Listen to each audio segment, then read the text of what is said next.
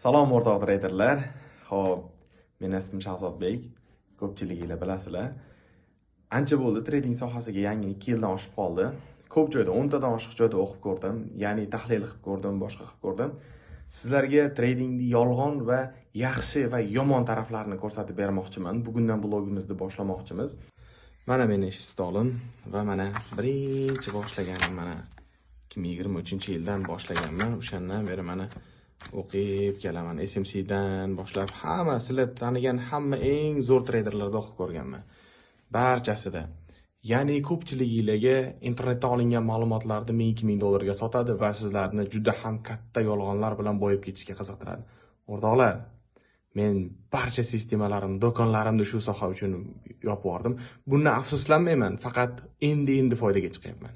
Endi mana 2 oydan beri.